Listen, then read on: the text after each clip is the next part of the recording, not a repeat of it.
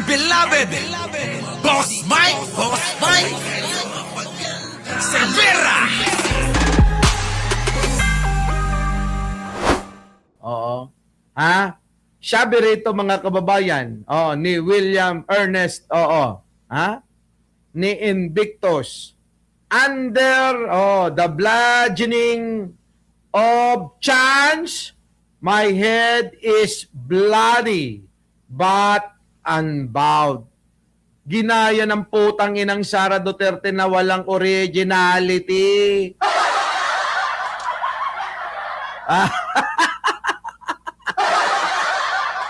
Eto na! Oo. Yung gustong maging presidente ng mga bobot tanga na manggagaya katulad ni Norman Mangusin. Lahat na lang.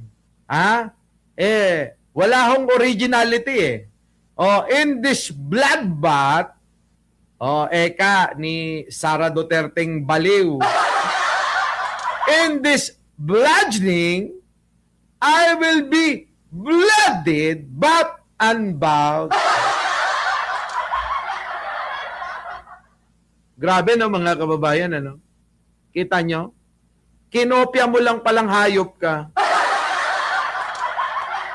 Yan ang putang ina, si Presidente Bongbong Marcos may sariling mga banat. 'Di ba? Unplug, nandiyan ka pa ba? Si Manong Bongbong natin may mga sariling mga banat. Parang ako yun eh. 'Di ba? Sinali na naman yung sarili. 'Di ba? Parang ako yun. May mga linyahan na sa amin lang galing. Hindi nyo maririnig sa iba. Kaya nga nagba-viral. Tama? Di ba? Kaya nga nagba-viral kasi bago sa pandinig ng marami. Yung mga binibitawan nating mga salita. Di ba? Pero si Sara, minsan na nga lang haharap sa maraming media, hindi na nga tatanungin, di ba? Tangina, yung kanyang sasabihin, kung baga sa content ng YouTube at Facebook, may copyright. Tangina yan. Sigurado, mga kababayan, magpopula. Nandiyan pa ba si Antvlog? Oy, Antvlog, mag-comment ka. Etong content ni Sara, sigurado, pulay-pulay ito. Nakalagay, copyright claim. Ay, naku, ewan ko rito kay Sara Duterte talaga. Minsan, alam nyo, mamimiss natin yung ganyang klase. Bakit? Biruin ninyo. Baka hindi na tayo magkaroon ng isa tangat bobong vice-presidente. Wala na tayong pagkakatuwaan. Sa totoo lang si Sara, ginagawa na lang katawa-tawa. Saan? Sa social media. Yung mga kabataan, mga kababayan, yung mga kabataan, abay, putik na yan, ginagawa na lang siyang memes. Saan ka naman yan? Diba? Yun na nga yun. Di ba? Di ba? Alin na, Boss Marco. Tignan nyo, mga kababayan. Ano sabi rito ni Montulpo? Talakayin natin. Pinaghintay ng luka-luka ang mga Senate reporters ng mahigit 1 oras dahil press conference daw. Eto lang pala ang sasabihin. Hanip na yan. In this bloodbath and bludgeoning, I will be blood-eyed but unbound. Yun lang yung sasabihin ng putang ina. Tapos yung mga DDS, galing na sila. Tapos pag tinanong nyo sila, ano ibig sabihin ni Sara? Naintindihan nyo ba? Oo, sabi nila basta magaling.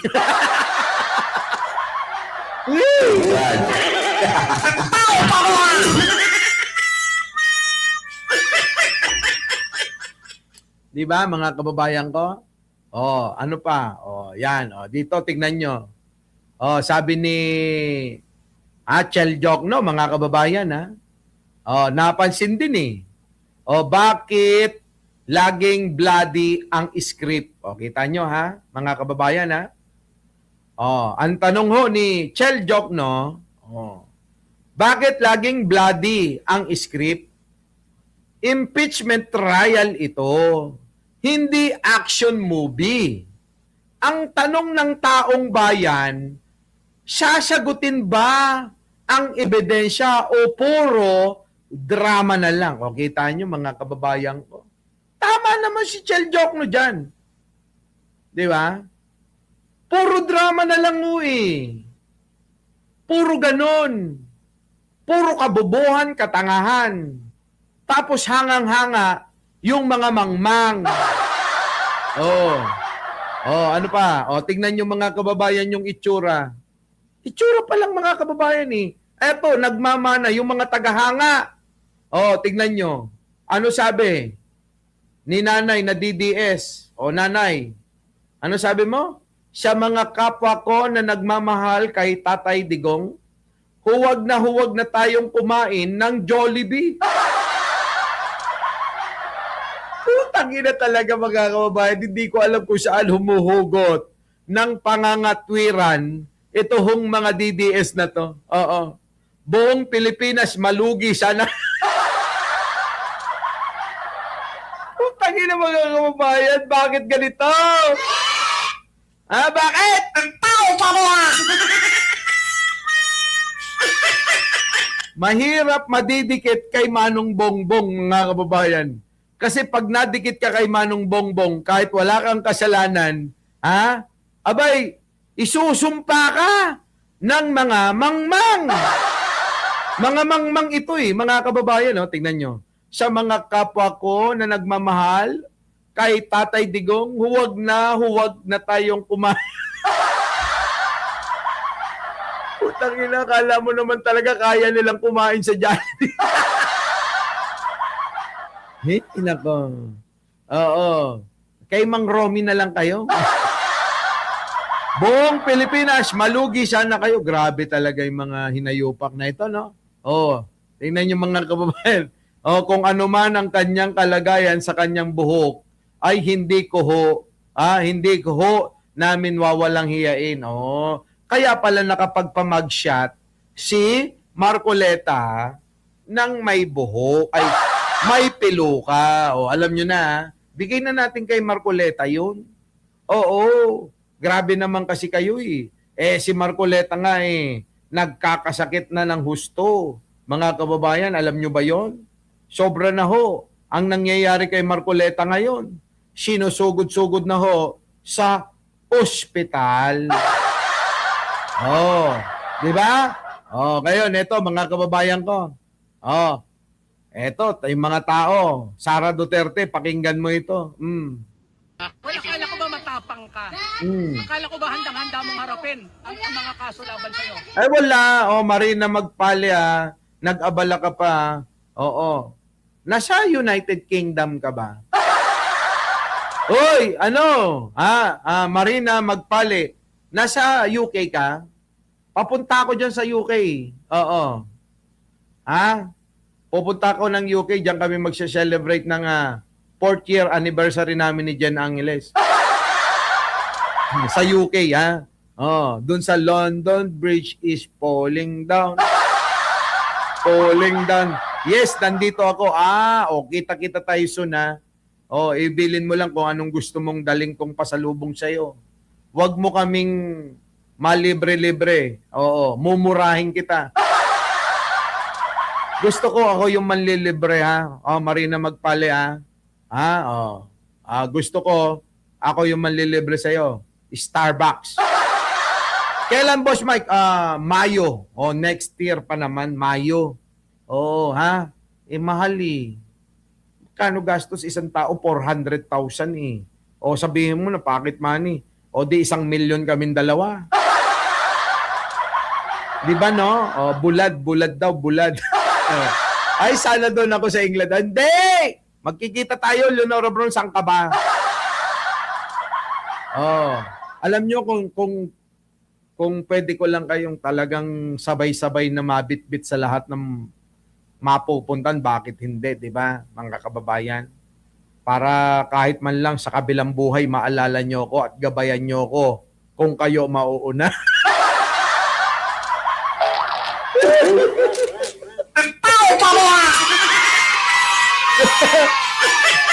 Di ba, no, mga kababayan, ano? Hindi, okay lang eh. Kailan babalik mo? Uwi ka sa October, babalik ka ano pa ano pa naman, Mayo. Ay, nako. Germany. Europe ang Germany Europe yan. Oo. Galing na kami, maraming mandurugas. 2016 pa ako. Nakita nyo. Ang tagal na pala na nakasubscribe ito. Panahon pa ni Kulaong, ano? Panahon pa ni Kulaong. Ay, nako.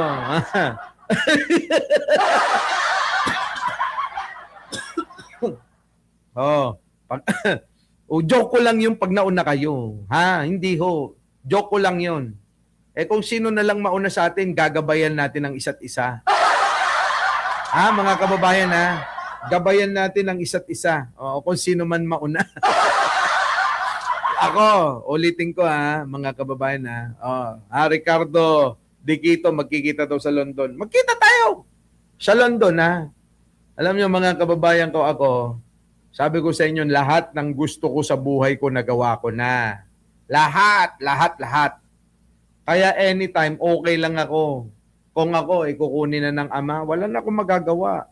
Pero ayaw pa Nakaligtas pa nga ako sa ambush. Di ba, no? Eto na. Tuloy. Sarah, makinig ka. Eto. Ramel Cruz. Eto na. Po dadalo sa... Well, akala ko ba matapang ka? Oo nga. Akala ko ba handang-handa mong harapin ang mga kaso laban sa'yo? Oo nga, Bambina. Kahit hating gabi na. Ayaw mo ba akong makasama? Tayong lahat magkakaulayaw tuwing gabi. Okay lang yan, ano ka ba? Sige na, tuloy. This time, humarap ka sa Senado. Correct. Yung pagkakataon mo, ipaliwanag mo sa Yan. akin. Sa harap ng taong, ng mga Pilipino na pinagkatawan mo, ipaliwanag mo, yung mga pera na yan, hindi mo pera yan. Galing yan sa dugo at pawis namin. Correct. Galing sa dugo at pawis natin yan, Leonora Brown. Kaya alam mo, Leonora Brown, pinipili ko lang laging masaya na lang. Ayoko nang malungkot. Oo, yung natitirang buhay natin, piliin nating maging masaya, marites musli, di ba? Kaya lang iba yun Ang London is Europe, kaya lang nasa part siya, nasa isang kontinente. Kaya lang iba yung iba yung parang may sariling rules sila sa UK. Kaya tingnan mo pati pera magkaiba di ba? Lynn Mariano wala nang tulugan. Di ba? Kaya mga kababayan ko, alam nyo, sa totoo lang, gawin natin laging masaya ang buhay. Huwag tayong magpapa-stress. Alam mo, ako, kaya naging marami ang naging babae sa buhay ko. Kasi pag nai-stress ako, nilalayuan ko. Kaya kita nyo, si Jen, di ba? Hindi siya nagiging stress ng buhay ko. Kaya, ayan, nandyan, Ayan, humiwalay sila sa Europe. Oo, tama. Kaya, ang pounds, ang pera nila, ang buong mga membro ng European Union, euro. Tama, di ba? 2 hours from Germany to London. By train. Kaya lang, yung bang, tanong ko lang sa inyo, hindi ko pa kasi nasusubukan. Kasi magkaiba ang visa ng UK at ng Europe, ng EU. Di ba? Tama ba? Magkaiba kasi Schengen, yung visa ng Europe, ng EU. Oh. Tapos, sa UK, iba rin. Oo, UK visa. So, pwede ba kung pumasok ng Germany kahit na ang visa ko ay UK lang? Pakisagot nga. Oo, pakisagot nga. Kasi hindi ko pa nasusubukan na mag-cross. Kung pwede, pwede ba? UK went Brexit, ano yan? Sa European Union po, they have different currency. Ano, ayusin mo nga, amethyst? Ayusin mo. Ayusin mo. Iba po, boss, simula nung nag-Brexit. So, hindi pwede. Hindi.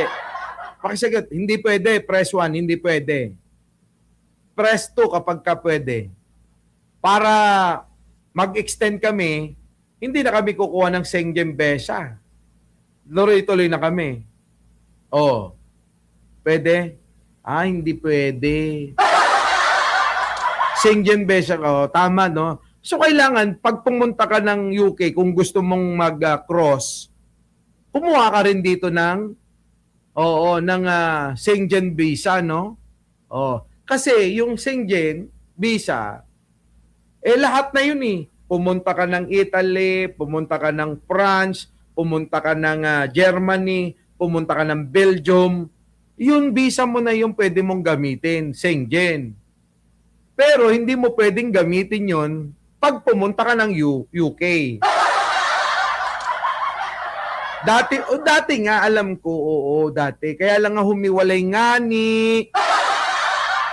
Kaya naging magkaiba. Nakarating na ako ng UK. Nakarating na ako ng UK. Kaya lang, hindi ko nasubukan na mag-cross-cross ba. Kaya alam ko, magkaiba eh. Sa visa ko, yung aking visa sa UK, iba. Iba rin yung visa ko sa Schengen visa ko, iba. Pwede po mag-cross border Schengen visa. Pero di pwede. Talaga, Antonio? Pwede kapag ka Schengen visa ka. So, ibig mo sabihin, kung Schengen visa holder ako, pwede ko pumunta ng UK? Di ba hindi pwede? Ano ba? Mukhang hindi pwede.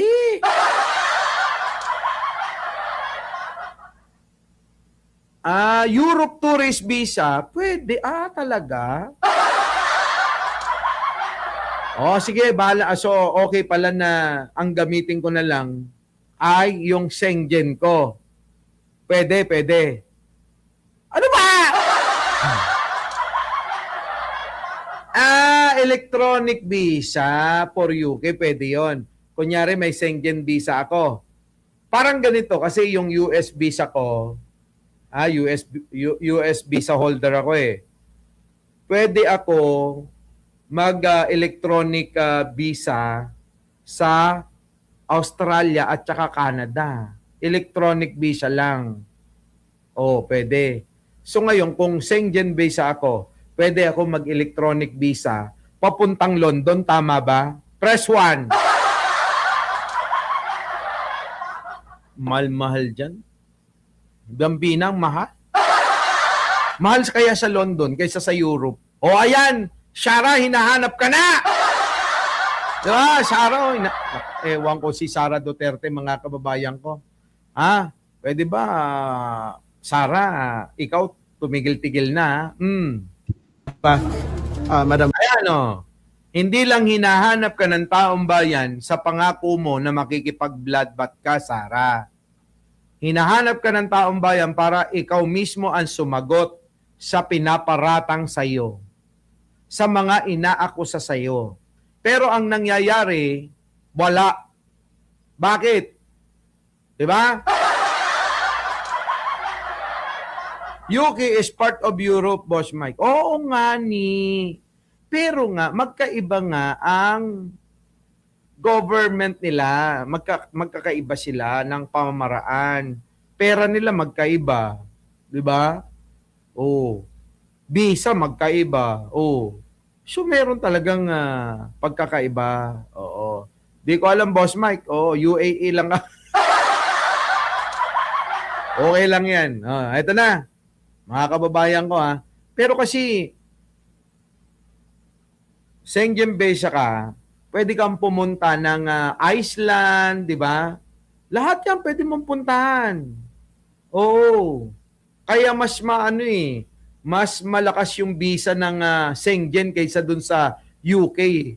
Yung UK kasi ang gandula sa UK yun eh. Di ba mga kababayan ko? Pwede ba bukas na natin ituloy ito? Naantok na ako. Muli mga kababayan, kita-kita tayo bukas ha. Oo, maaga tayo kasi maaga uli yung aking trabaho. Ano po?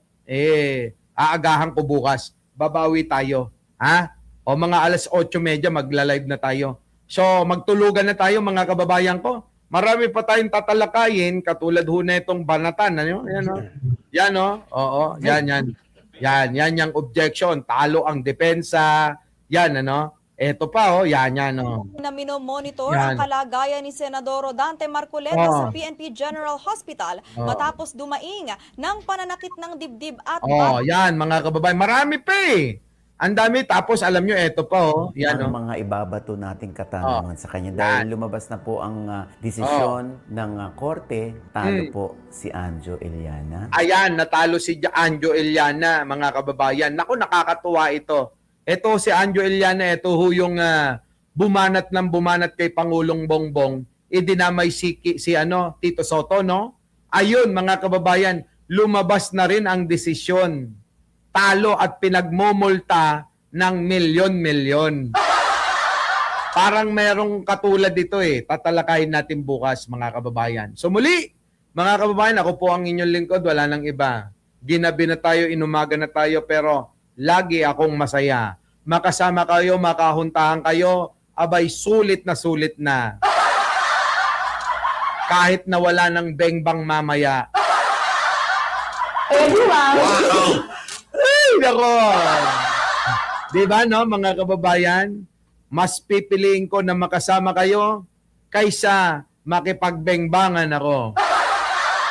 Muli, mga kababayan, maraming salamat po.